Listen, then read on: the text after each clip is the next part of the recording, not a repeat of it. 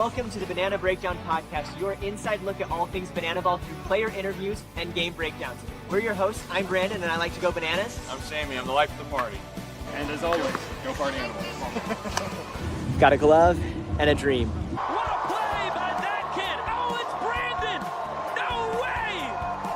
From the Banana Ball Breakdown Podcast. He and his co-host Sammy have been podcasting since the first game of the 2025 World Tour. He catches a foul ball for an out in the final game. Poetic. You guys are outstanding. You guys are outstanding.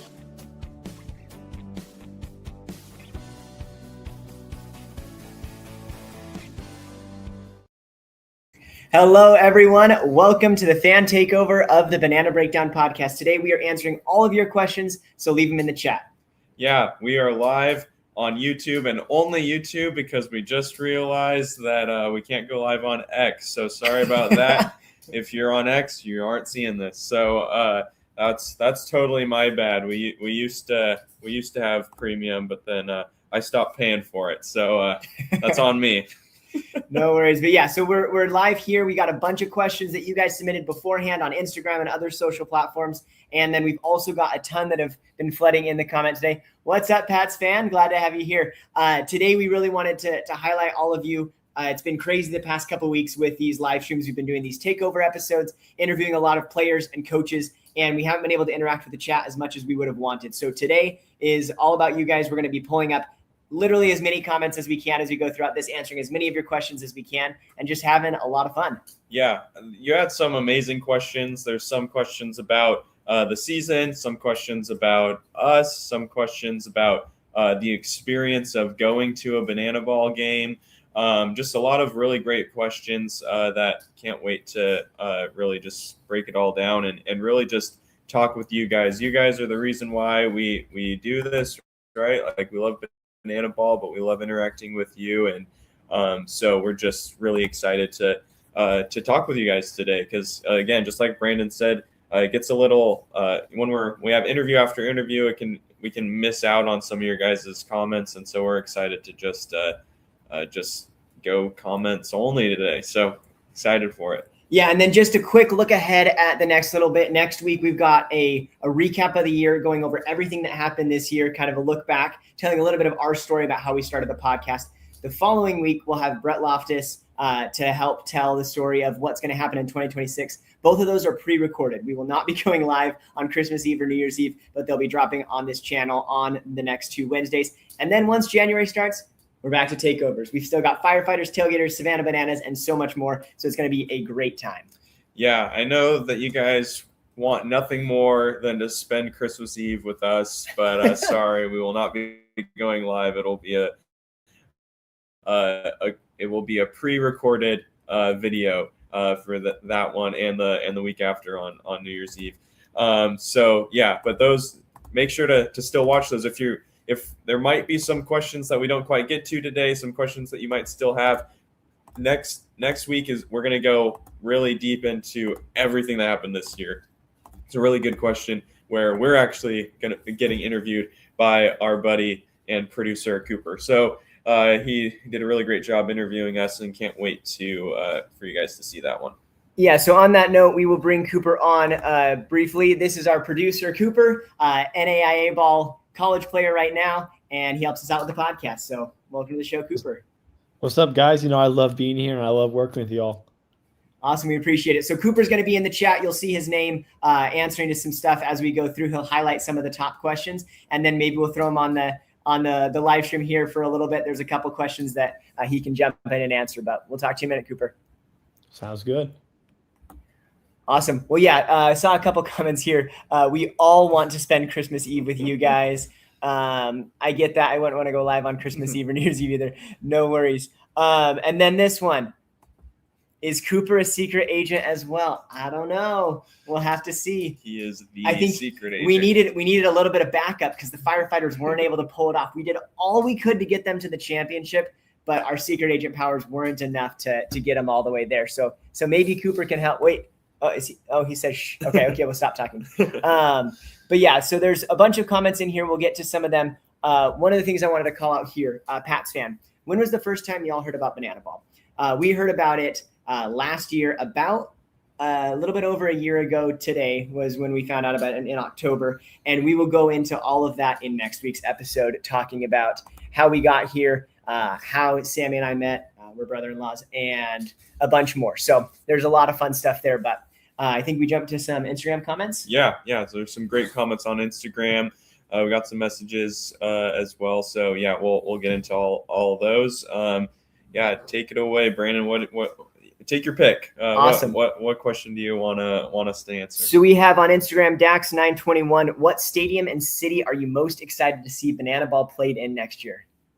Yeah, I guess I'll go first there. The one that I am most excited for there is the game that the Clowns are headlining in Rickwood Field, historic ballpark there.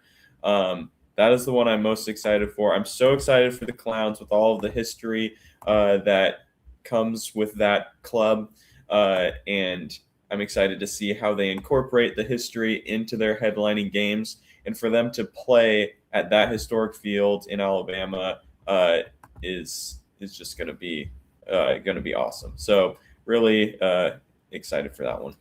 Yeah, that's going to be a good one. I think for me, just from pure spectacle, I think it's got to be Texas A&M, 101,000 fans.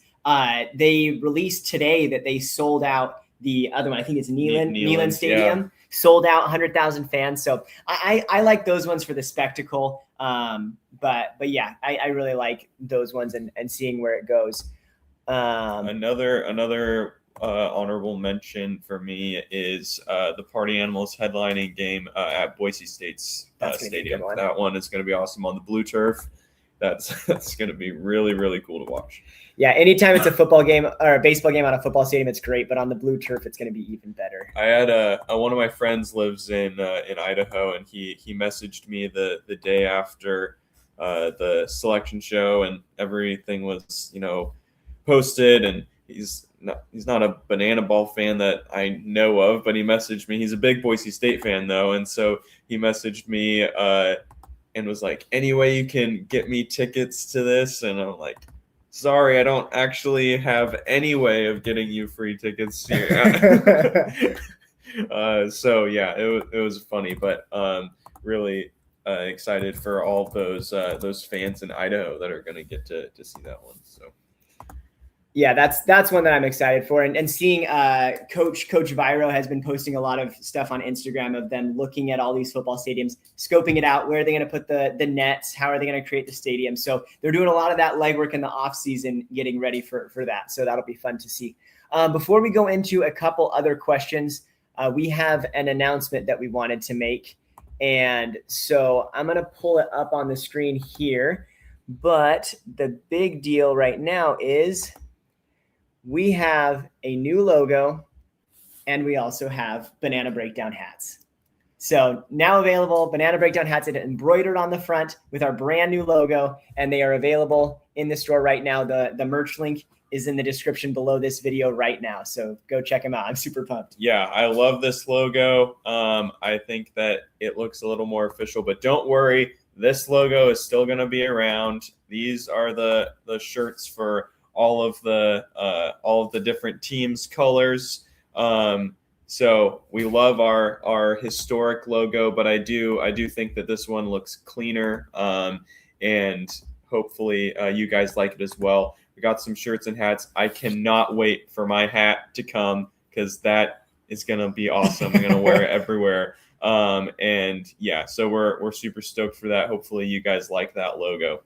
Yeah, and thank you all for the comments of support. We're really excited. We've been super pumped when we first saw the new logo, so we're excited to finally share that with you guys. It's been in the works for a little bit, and do want to bring up here for you guys to see the actual shop. So there's the hats. We've got a Banana Breakdown jersey shirt now that's front and back. We've got some cooler ones that are on like the gray, and you can go check out all the other ones, including that I've Got a Glove and a Dream, which has been a fan favorite so far. So all of that is available there, and we really appreciate your guys' support. Sorry we didn't get that out before you can get it in time for Christmas, but you can get it maybe in time for the new year. I don't know, but yeah, they're awesome. Can't wait to get mine.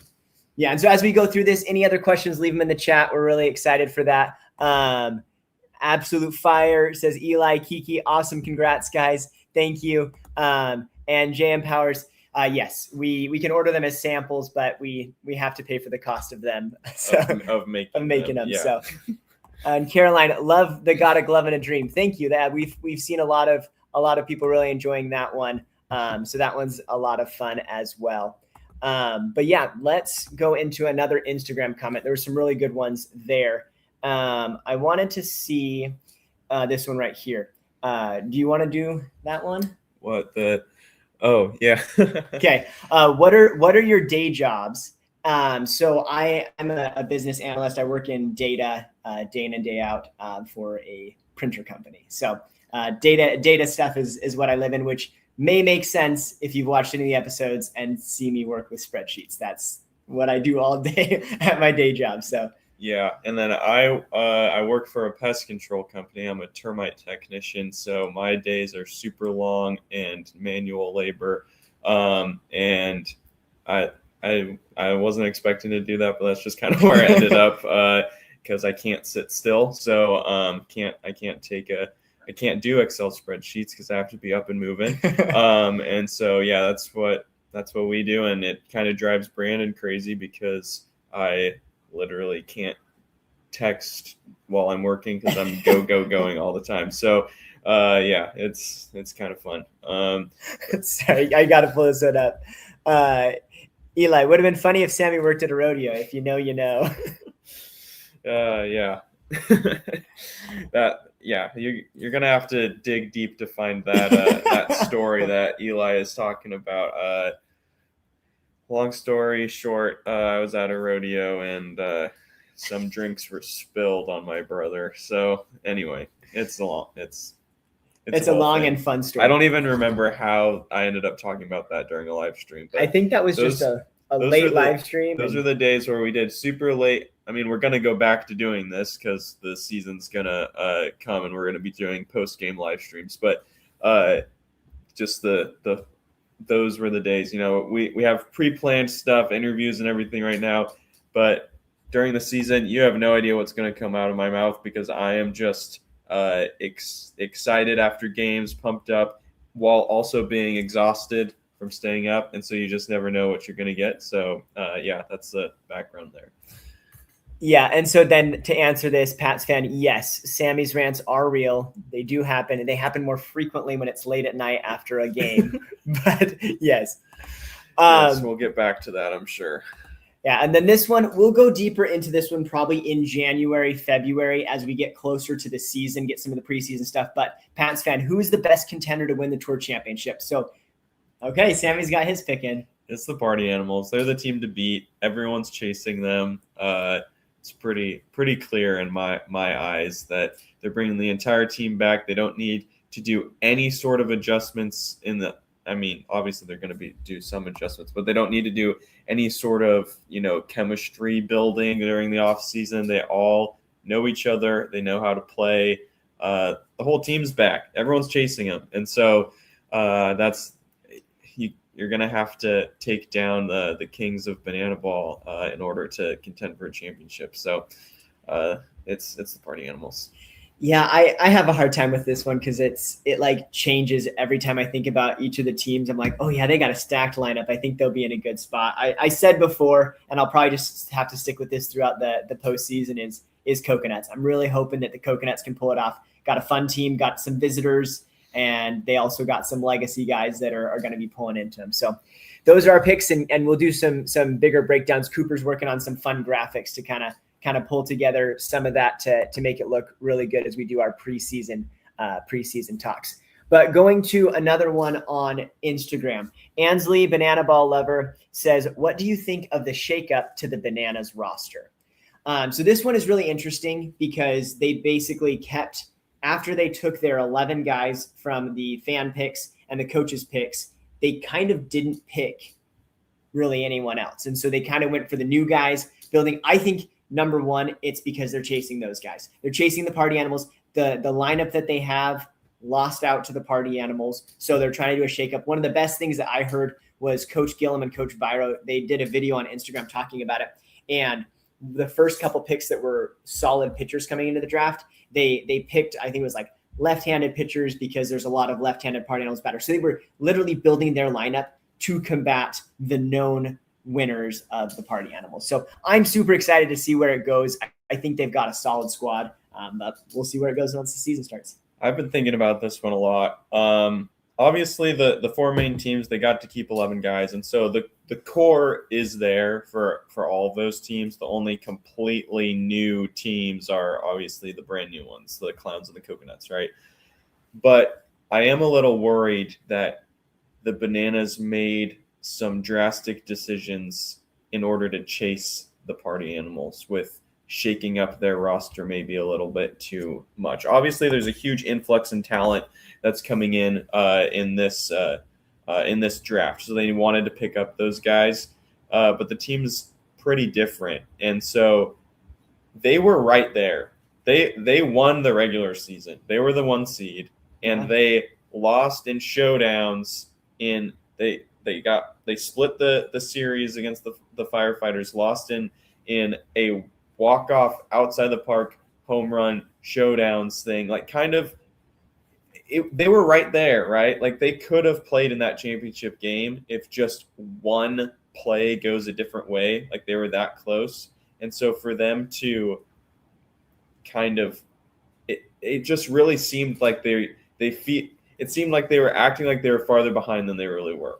And so we'll see what happens. Obviously, there's a huge amount of talent coming in. And so you couldn't pass up on all of those guys that they drafted, but it's just going to be interesting to see, like, oh no, is the chemistry way off now because you brought this team in and the party animals are just that much farther ahead because they didn't have to work in just a couple new guys. So We'll see. I could be way wrong, but that's just kind of where I've landed. Maybe it's just to be different.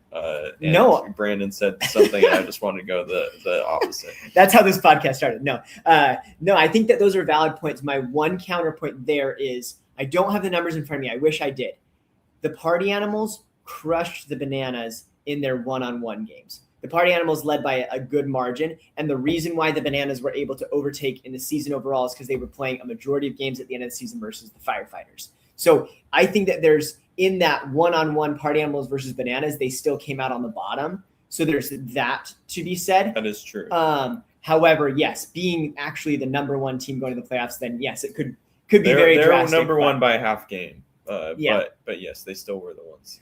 But there's a follow-up comment on this. AJ, as the flagship team, if they didn't show support for adding new talent to the league, what statement would that have made? It's a great point. I do also feel like it could have gone any direction because the nice thing is that this was not a rigged draft. It was completely competitive. And so the coaches did what they felt was best. So I think it could have been a world where they didn't pick anybody, but I'm glad that they did because it kind of shows like, hey, these new guys, because when a new guy comes into Banana Ball, if they have the Bananas jersey on, their social media is immediately propelled. They're able to get some good visibility. So I think that's really good for the Savannah Bananas brand that they did that. But yeah. I wonder if we lived in an alternate reality where the Bananas won the Banana Ball Championship. That's such a fun thing to think about. Do you think that they do what the party animals did? I think knowing Coach Vava, I think that he, even without winning the championship, he does what he did. I think he brings the entire team back, even if they lost in the championship. So I wonder what the Bananas would have done if they would have done like, oh, we have to bring everyone back because we won the championship, or if they would have done the same thing. It's kind of interesting to think about. It all goes back to my opinion on this is going to rest on how good those first picks were when the next season starts, because the coaches saw them in practice that we didn't see. They saw them in the tryouts. If that number one pick for the Bananas is a rock solid pitcher that's going to propel them to new heights, then I think that was a good move. And then at that point, you lost Eric Jones Jr. already, which probably would have been their first pick if they were trying to keep the team alive. Yeah. And then the Clowns, I believe, first round, they took Corral Prime. So in the first round, two of the Savannah Bananas were taken off the board. So there's also to be said, maybe the Bananas were going to do some of that, and the people were That's taken fair. off before they even got the chance, because they forgot wanted their about that. number 1 pick, and then after that they were going to go for Bananas, but they were already off the board. I don't know. Yeah, I honestly forgot that Eric Jones Jr. and Carl Prime were taken that quickly. So maybe they wanted those guys. I mean, obviously they wanted them. They were first round picks. Yeah. So it's just interesting. If the draft was so cool to watch, because you have to adjust depending on whatever that the other team does. So anyway. Yeah. I guess we'll move on to another question. Yeah, we'll move on to another question. The last thing I want to show from Eli on that topic: imagine telling someone that the team the sport is named after didn't even make the championship. Yeah, that's a little bit brutal as a Savannah Bananas fan, but I guess we gotta take it. Okay, I want to go to this next one. Shoe IV4 on Instagram. What are your thoughts on the tailgaters and firefighters potentially getting primetime coaches in the future, and who would you like to see? So this is referencing that the Coconuts and Clowns have primetime coaches, and as of right now, there hasn't been an announcement about the other ones. So if they did, who do you think that they would take, and do you want to see that? I imagine that this will happen if it goes well this year. I guess it's just kind of a trial thing. I don't imagine it not going well. I think people at those games, whatever games that the primetime coaches coach at, whatever those games end up being, I imagine that would be a success. But I don't know. I don't know too much about all of the Texas baseball teams to know like who is a stellar, like, standout player. I know the Rangers won the World Series recently, so maybe whoever was is now retired that was on that World Series winning team. I don't know. Like, you've got it, but if you're the Texas Tailgaters, being a Texas team, you've got to bring some MLB player, because Shane Victorino and Ryan Howard are awesome all-star MLB players. So you got to bring back someone that was on a Texas team, in my opinion. 100%. So I don't know what the but I don't know what the firefighters would do. I don't know. This is a tough one. I keep going back and forth with a bunch of different ones. So I don't know. What do you think, Brandon? I think that it could happen. I am on the same page as you. Is it's going to depend on how it works this year with the Coconuts and the Clowns. I think that it is going to be beneficial. I think that even just the players that are coming in, being able to have those conversations with Shane Victorino, have those conversations with Ryan Howard, it increases the competitiveness for those players, and being able to, like, okay, I want to perform well for my primetime coach who's an ex-MLB player. Like, I think it helps elevate those players, and I think that it could continue to do that if there were more primetime coaches. If they're doing it for Texas Tailgaters, got to be someone from Texas Rangers, someone along those lines. But you also have to have someone that fits the vibe. That's one of the things that I really enjoyed, is that Jackie Bradley Jr., Shane Victorino, and Ryan Howard, those three guys, Jesse talked a lot about how when they came and they played for the teams this year and in the past, they fit the vibe of Banana Ball perfectly. And I think that's really cool, is that Jesse gets to look and say, okay, we got 15 MLB players coming this year. We're going to look at them, and the top two guys that are the most fans. It's a tryout. I think it is. I really think it is, because if the guys just come in and they're just, hey, I'm going to be here, I'm going to enjoy the fans moment, and I'm going to leave, versus a guy that, like, it sounded like some of those guys would stay afterwards, sign autographs. They were really, like, good in the dugout, all of those things. Like, it's a tryout, and we're able to see more of that. So I think that's the way that it's going to be in the future. Yeah, that it's just funny to think about it being a tryout. But my personal vote for a primetime coach, I don't know what team it would end up being, but he came this year. Jeremy Guthrie, pitcher for the Royals. He was awesome, and I would love to have him back. That would be. There's a lot of really good ones out there, so I think that this is going to be something that's going to happen.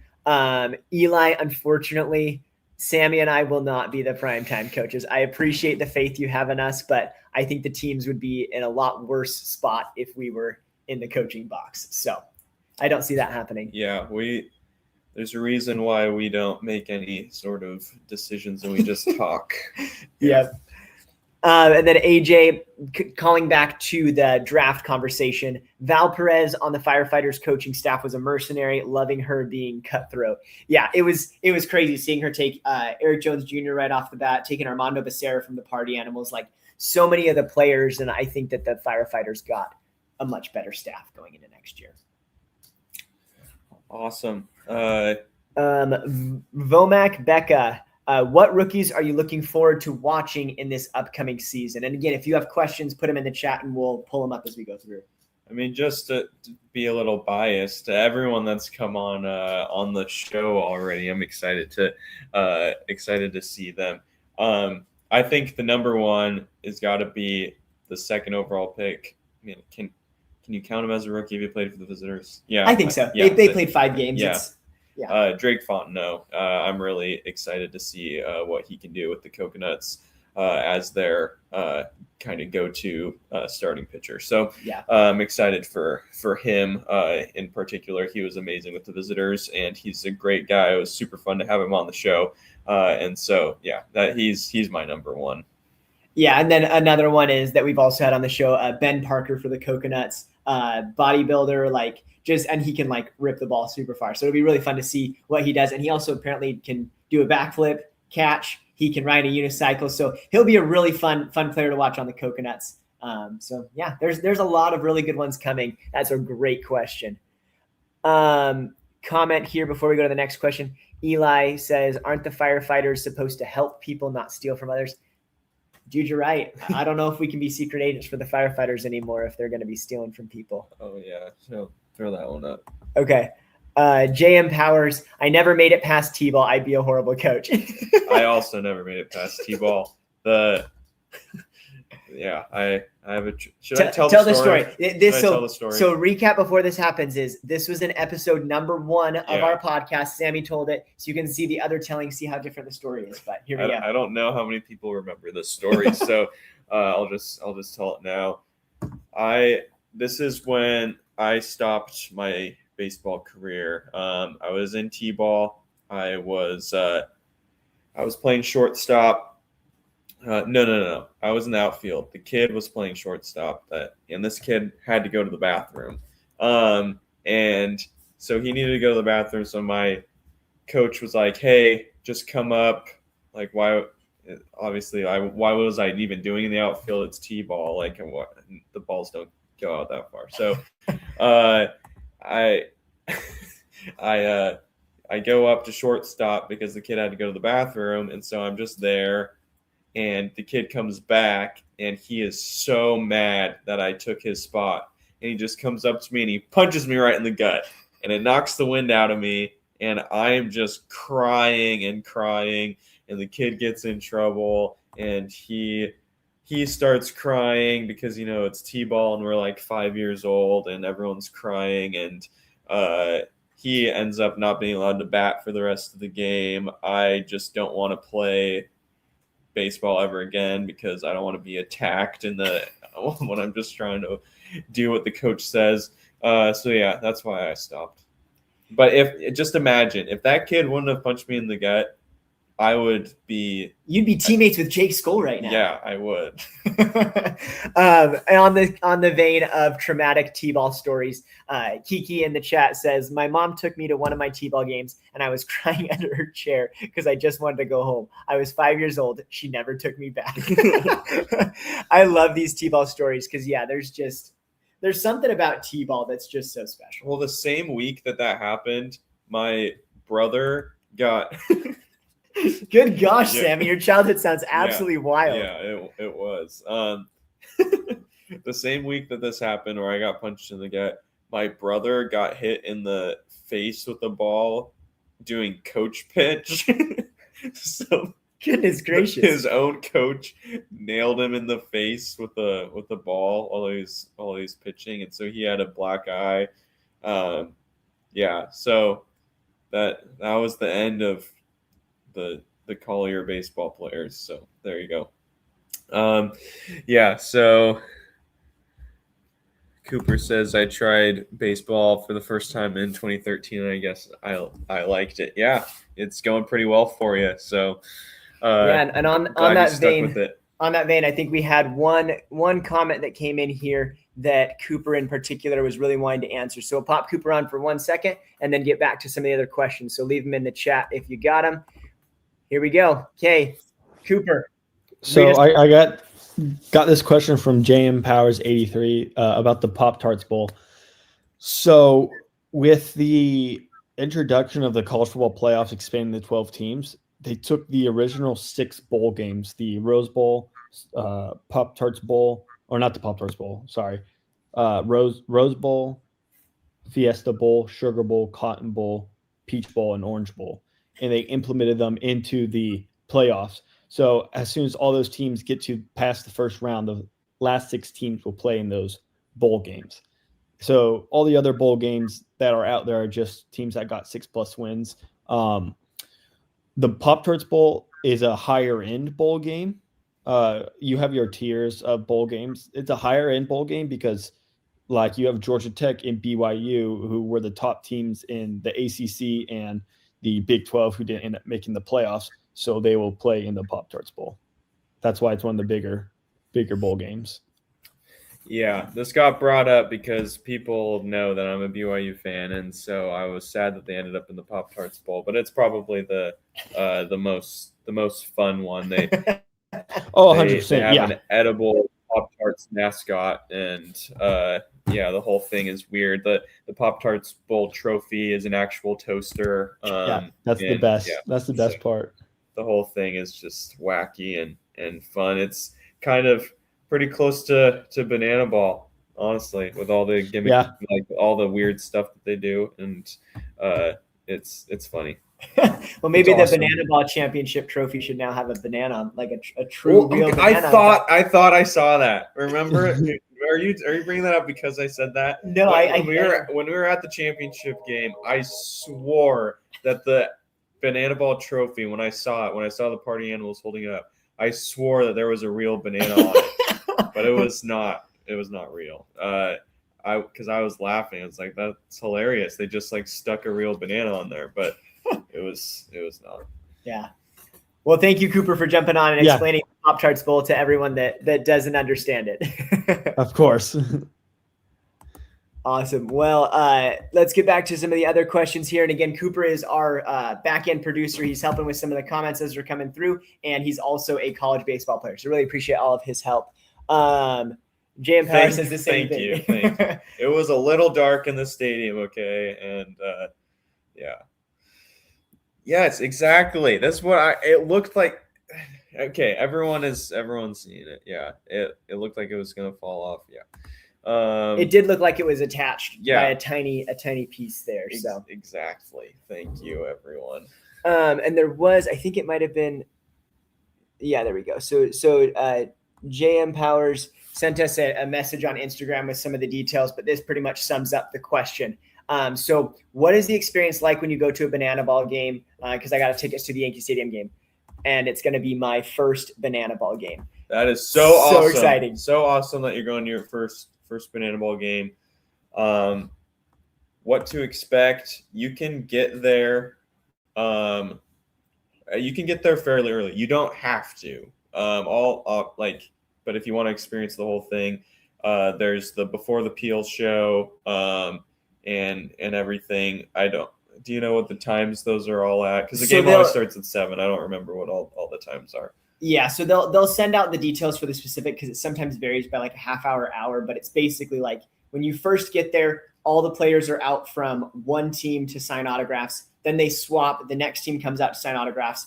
Then they have like this pre-show, the Before the Peel.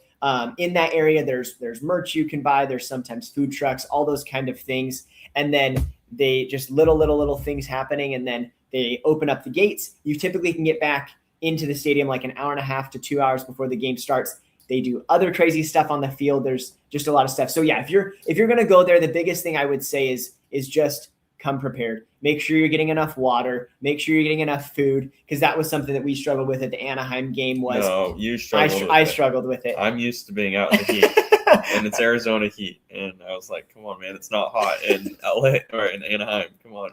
Yeah, so I was having a hard time with it because we were just out in the sun for so long with all that stuff, just on our feet. So another thing is, try to experience all the things, but then if you can find a good place to sit down in some of those breaks, like take advantage of it when you can. But yeah, no, there's so much fun stuff there. If you have any other like specific questions, let us know, but it's so exciting. Definitely recommend going early if you can. There's nothing better than going to meet all of the players, getting to give them a high five, getting to get their autographs, all that fun stuff. So definitely would recommend that. And then again, after the game, there's a whole show afterwards. There's people signing autographs. From our experience, it's been a little bit more sparse with autographs after the game. So definitely recommend earlier, but it really depends on the stadium. It seems like in the smaller stadiums, they do more. In the bigger stadiums afterwards, there's just so many people. So it seems to be a little bit less, but yeah, you pretty much summed it up. It's a lot of fun though. So yeah, but yeah, make sure to hydrate. Yeah. And then there were a couple things on here. Yes, I did see that this week. There's someone created a team called the Chicago Snowballs that are based on the Savannah Bananas and the Harlem Globetrotters. So we'll see what they're going to come out with. But basically, as Jesse Cole says, anything that makes baseball more fun is welcome. But yeah, I definitely see that being a very different thing. Are they in some, like, are they an indie ball team or something? Something like that. So they're looking for entertaining baseball players, kind of like that. And it kind of fits in with what other people are saying, the neon glow in the dark, cosmic baseball. So it's just this general flow towards make baseball fun. And there's a lot of people innovating and creating some cool stuff in this space. But I think that in my opinion, Banana Ball is always going to be the leader in that space with what they've created. And also, I don't think you can match Jesse Cole at the helm. So I think as much as you mimic it without his brain and what he's constructed and pulling the amazing people together that he's got, because he has a great team with him that he's assembled and kind of trained up. Like, I think Banana Ball's in the best position, but it's exciting to see what they do, and we'll kind of watch them and see what happens. But yeah, it'll be interesting. And then we've got another one here. Will you be going to any of the games on Instagram? We're hoping to go to a game here in Arizona, maybe one other in like Utah that's a little bit close to us. It's a bit of a drive, but we wouldn't have to fly. And yeah, we'll see from there. We've got our wives are expecting this season, so we will be having newborns, and so it'll be a little bit less travel this year, but we are very excited for the season. Yeah. So we're both gonna, it's gonna be a crazy year. So I don't know how much traveling is gonna happen with newborns and everything. So yeah. Well, I hope we can get to some, but we'll see. Yeah, so we'll still break everything down. Don't worry about that. 100%. That's the beauty of this, is that we don't have to travel to do this weekly. So every Wednesday during the season, we're going to keep this going. We're going to hopefully have some guests come on. So our goal is to try to get some people that have a great week, show them into the night. Any fun stories, like let's bring some of the players on, bring some of the cast on, have those kind of things. And then also breaking it down. We're going to show top plays. We're going to talk about all the fun moments. So there's a lot that we're going to do there. And then I did see with our last conversation about the players, Korea Soul says only the young Professor Jesse and supporting cast came out post games in Baltimore. Is that the norm for the MLB? They really hyped the post game, sure, but no players participated there. So yeah, so this is our experience. Is the Anaheim MLB Stadium? We didn't stay for very long because we got there so early and we were exhausted. But from briefly scanning, we didn't see any players. They may have come out after that. I think in Arizona, it was about 16,000 people was the stadium we went to. At Sloan Park, there was maybe like 2 or 3 players out there with Jesse when we went. But again, we left early, so we didn't see the full thing. And then when we went to Grayson Stadium for the Tour Championship, that one had tons and tons of players. I'd probably say it, probably 60% of the players at least, like, and maybe even more. It was just hard to scan. But what was it like at in Frisco? I can't remember. In Frisco, we left right away as well. I think there were we're party poopers. I know. We were always planning to like stay. We're gonna stay until the last fan or whatever. It's like I don't know how Jesse does that, being go all day, and then he's still there because like we're not even doing as much, and we're super tired at the end. So. Oh, here we go. Sammy, please name your baby Jake Skull Collier. My wife is watching this. You heard it. You heard it from AJ. We gotta name our son Jake Skull Collier. There you go. Caroline, I heard Jesse say the after show is too crazy to have the players out there. I would not be shocked. I definitely think with the big stadiums, football stadiums, MLB stadiums, it would be really hard to pull that off and be able to get people out in an orderly manner. But yeah, we'll see. That's something that we unfortunately don't know enough to like fully be able to say if they stay or if they don't. Those are just our experiences. And again, we left early, so maybe they came out later. And then, here we go. Brazil Motorsports, they all came out in Frisco. So that's good to hear. So we missed that. And then Korea Soul, that said, hats off to Jesse Cole. He stays literally until every single fan got his signature. I left later than 11 p.m. both nights, and the last one standing was Jesse Cole. But yeah, that's so cool. I've seen a couple videos on that, but that's cool to like see that your experience, you actually saw that. So it seems like that's a norm that happens. But yeah, I mean, there was that reel, right, that Jesse posted with him, like the security telling people to leave, and he's like, "No, I'm gonna sign everyone's thing." Yeah, that was pretty cool. We got a question here. Grayson Decker, will there be a website for the standings? So there is a website right now, bananaball.com/stats. That's the one that Brandon's favorite website. My favorite website. We've been using it throughout the season. Let me just pull it up right here so that you can kind of see it. See, anytime anyone mentions that, I immediately have to show it to them. I'm surprised you don't have a shortcut for it on your computer. I probably should. That's on me. I'll make sure to fix that. But yeah, so this is bananaball.com/stats. You'll be able to see it better on your screen, but basically it's just got every player, all of their batting stats, their pitching stats. It's got the trick plays and the fielding. It's got breakdown by teams and who won, wins, losses. So there's the standings right there, the team records. Yeah. So and then the nice thing is that they've got this drop down. So once we get into the 2026 World Tour, you'll be able to historically look back at 2025 as well as the current season in 2026. And then they have talked about they're trying to get the backlog in there. So at some point, we're hoping to have 2024 and 2023 and all of the previous ones back there. So that's the official website, and that's the one that we will be using for all of our breakdowns to make sure we get all of that. So I hope that helps. Yeah. If any, maybe we'll bring back the standings board. I don't know. Yes. Yeah. So hopefully we can bring back the standing boards of some sort, but also if we don't have a physical standings board in here, we will at least have it digitally, whether it's on the screen here or we're bringing it up during the breakdowns. We're definitely going to have that for you guys. I think this is a good call out by Eli. Talking about the players that may or may not come after the game. Also, the players did just play a full game, very tense and taxing on the body. Don't blame them for not going out. So yeah, even if it's just as simple as that, as they're tired, I think that's a good enough reason. But also, yeah, if there's any like concerns for any other reason with like too many people or whatever the case may be. But yeah, got to keep them safe, especially those.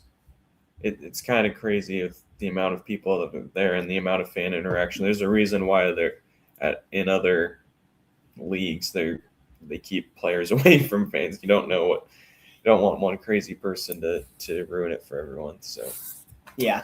All right, that was a little bit of a downer that I just ended on. Let's move on to another question.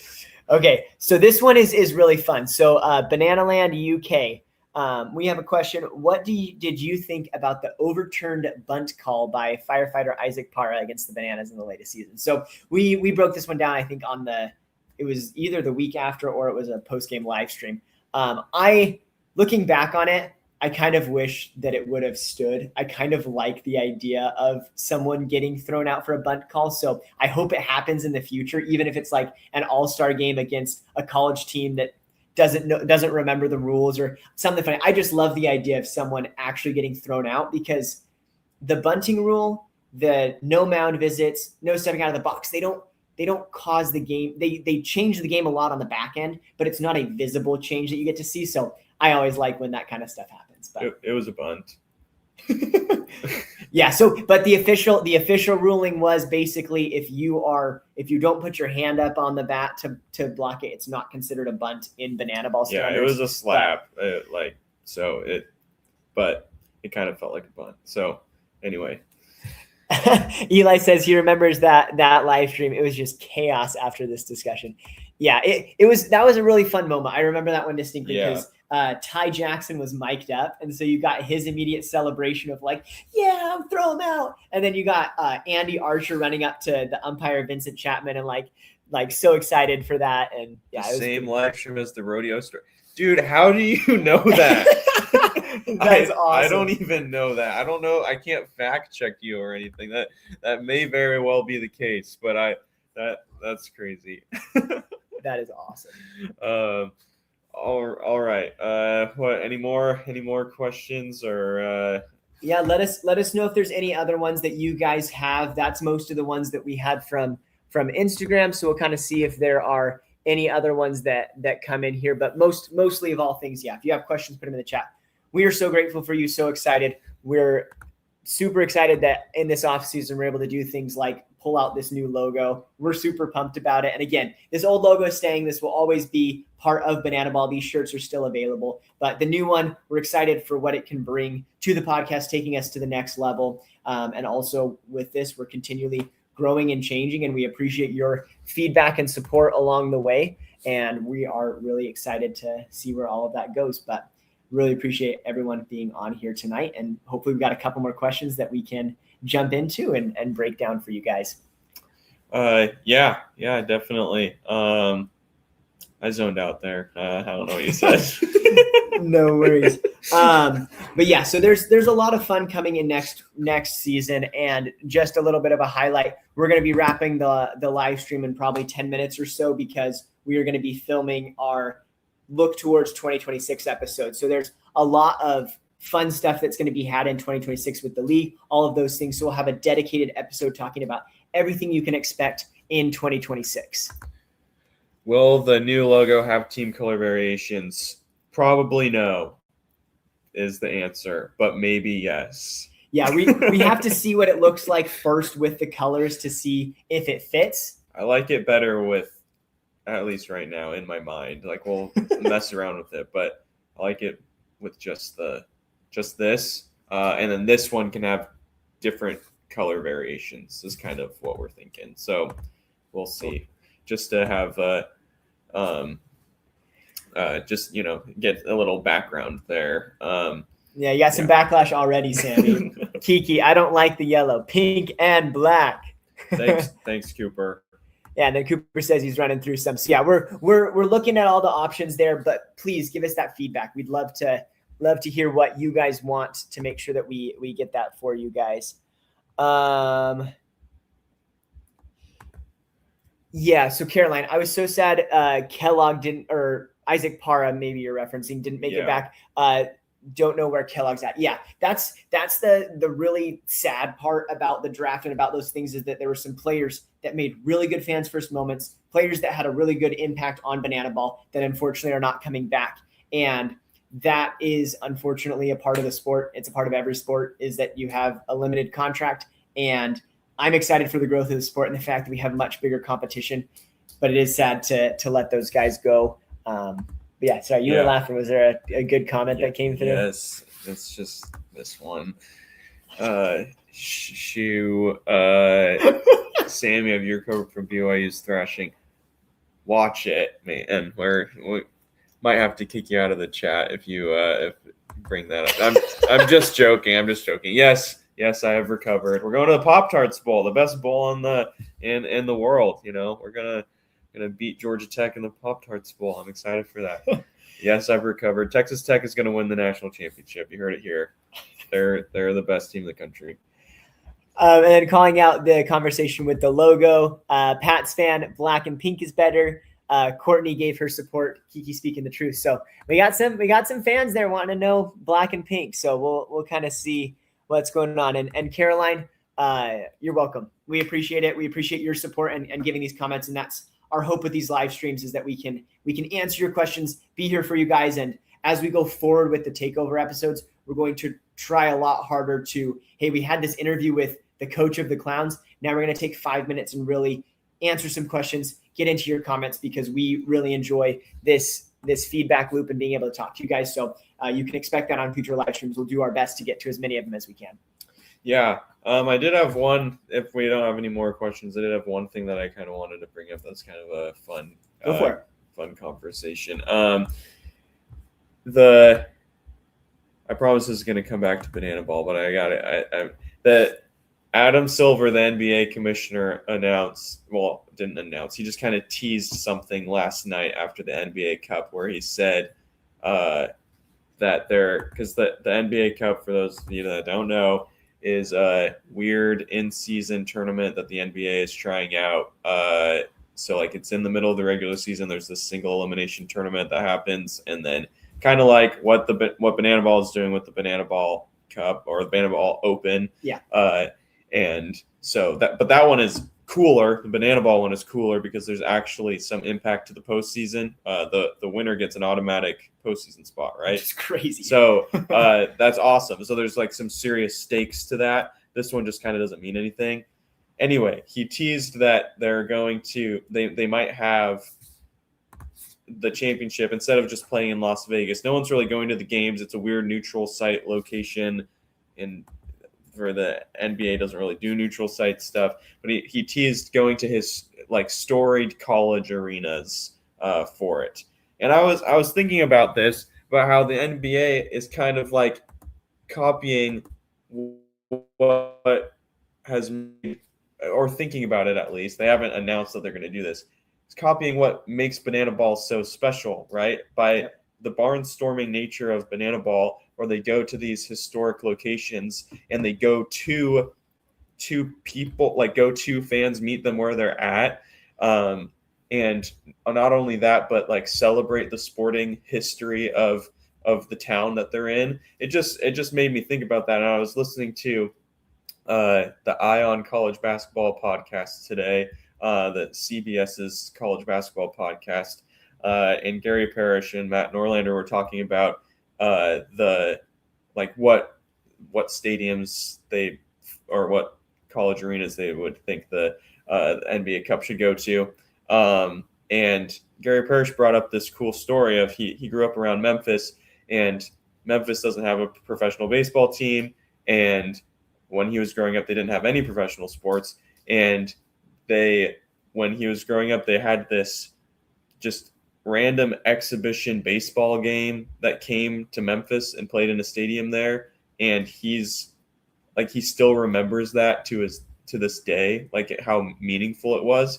And I couldn't help but think about what Jesse Cole is doing to bring Banana Ball to these places that are starved of sports, like the Billings, Montana. I mean, I know people in Montana love Montana and Montana State. Like they have that stuff, but like they don't have baseball. They don't have maybe there's a minor league team there. I don't even know.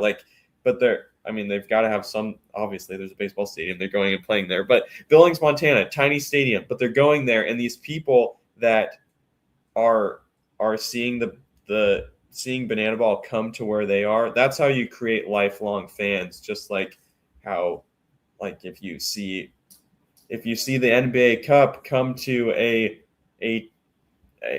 school. I mean, there's a lot of states that don't have an NBA team. If they go play at the championship game at a college in a state that doesn't have an NBA team, that's huge. It's going to create super fans for the NBA because of the people that get to go there and have that experience. And they're learning that from, maybe they won't admit it, and maybe Maybe they actually are. I don't know if Adam Silver is studying Jesse Cole, but he should to make the NBA more entertaining. But Jesse Cole is doing this to create these super fans, and I don't know. No one asked anything about that, but it's just something I was thinking about today while I was listening to that. Like, man, Jesse Cole's really figured it out. Like, this is how you create these fans, by going to where they are, and it's cool. Yeah, so that's super exciting to see because, I think Banana Ball took that to the next level this year where I can't remember the exact number, but it's something like 45 states in the United States out of the 50 are getting hit by Banana Ball this year. They're going to a ton of small towns. There's areas like ours where I was a little bit bummed that last season we got 5 games in Arizona, and this season we've got 2. And it's like, we've got fans here. We've got Chase Field for the Arizona Diamondbacks. Like, we could fill out so many fans. Like, why aren't they going there? And then you stop, take a second back, and it's like, oh, those extra 3 games are now to somebody in another state that's never seen Banana Ball. They're going to a place where they don't have a lot of MLB teams. And so, you're able to make those super fans. So it's super exciting for the growth of Banana Ball. And then also hearing Jesse Cole talk about everyone's trying to push him, like, go international. Like, you can do it, expand. There's so many fans. And he's like, there's fans here. Like, I haven't even gotten to fill out the capacity of what we need in all the states. So it's super exciting to see where that goes. And I think there's a lot of growth going forward. But yeah, we really appreciate all of you guys and everyone being on here. We will be pausing the live streams for the next 2 weeks, doing a pre-recorded video that'll come out the next 2 Wednesdays for Christmas Eve and New Year's Eve. And we will be right back on it at the beginning of January with these weekly live streams every Wednesday. Really appreciate your guys' support and you guys being here. But yeah, any other thoughts, Sammy? Hopefully we'll figure out how to get it up on X. We told everyone that we're going to do that, and I forgot that I needed to pay for X Premium. That's on me, guys. Sorry about that. But yeah, we're going to try. We're kind of playing with it to see. We love having it on YouTube, but trying to grow our reach a little bit by putting it on to other platforms. Anyway, you guys don't really need to know all that. It's just some background stuff. But anyway, yes, after the holidays, we will come back to doing these live streams. So I guess we'll see you next year. Yep, that'll be crazy. So yeah, we will too. see you guys live next year. We'll play around with some stuff, see what happens. But yeah, really appreciate all of it. And Banana Breakdown merch is available. Link in the description down below. But until then, we will break it down for you guys next week. Thanks, guys. Go Party Animals. Champs.